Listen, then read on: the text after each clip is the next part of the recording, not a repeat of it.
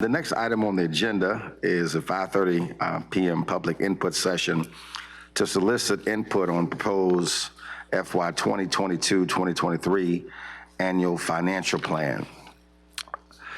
Some citizens may have signed up in advance with the school board clerk. We will follow that list first and then allow anyone else who wishes to speak to come to the podium to do so after we have completed the list. We ask that each speaker come to the microphone and clearly state your name and neighborhood or school affiliation. Any use of profanity or inappropriate language will be ruled out of order. And once you've finished speaking, we ask that you write your name and contact information on the sign-in form located on the table in the back of the auditorium. Due to health concerns, hand sanitizer is provided. Speakers are allotted 3 minutes to address the school board. And to assist you in tracking your time, there is a timekeeping system displaying the elapsed time on the screen. Speakers will also receive a notice from the chairperson when time has expired. The school board is here today to hear from you, the community, and speakers should speak directly to the board. We will not be responding to speakers, but we will carefully consider your comments regarding the annual financial plan. We appreciate your attendance here this afternoon and for providing your input. Dr. Tigan? Yes. Good afternoon, Reverend Cooper, members of the board, and Dr. Cashwell. Today's public input session is, as you said, to solicit input on the proposed fiscal year 2022-2023 annual financial plan. This is an opportunity for our stakeholders to share their comments with the school board, and the board is here to listen. If someone was not able to attend and has something to share with the board, written comments may be submitted online until 4:30 p.m. tomorrow, December 10th. As you see from the timeline being shown, here, hold on 1 second.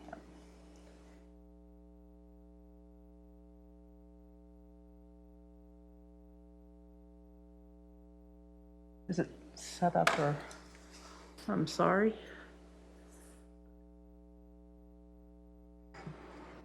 It didn't appear to be in PowerPoint format. It looked like a PDF attached there in board docs. So you might check that tab. Well, I can no, talk. That didn't help you at all. No, Sorry. I can talk through. That's fine. I have the list I can share, and it is available on the presentation online. A recommended budget will be shared with the school board at the January. There you go, Dr. Tigan.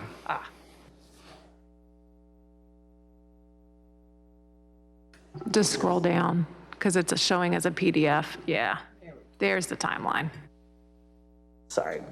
Okay, so as you see from the timeline being shown, a recommended budget will be shared with the school board at the January 27th meeting.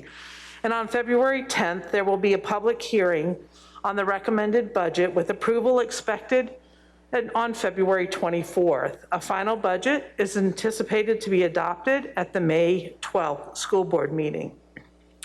Before inviting citizens to come forward, I would like to share that schools typically operate from a fixed budget with priorities for new funding targeted for employees to cover increases in their VRS payments and healthcare costs.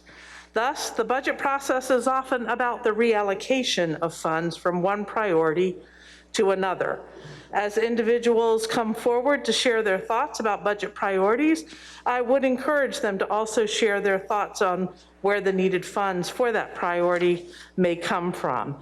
And at this point, the chair will call any speakers who signed up when they arrived today, as no one had signed up prior to the 4:30 deadline yesterday afternoon. Thank you so much, Thank Dr. you. Tigan. I appreciate that. We have no one who has signed up.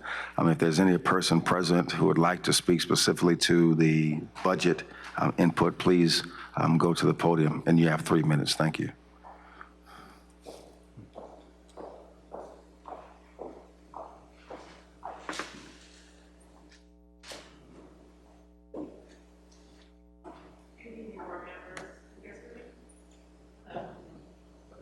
Hold 1 second. Let's try to get him to turn the mic on. Can you hear me now? Okay, great, great. Good afternoon. My name is Candace Lucas, and I am a parent as well as an advocate and a licensed educator and administrator.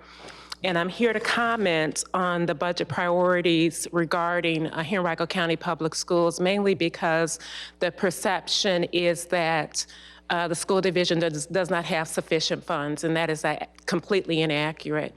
The fact of the matter is that the funds are being misallocated. Recently, the school division made a decision to retain the Harold Chambliss law firm in order to deny a parent their right to have their children receive special education services. The school division paid that law firm $350 an hour minimum, okay?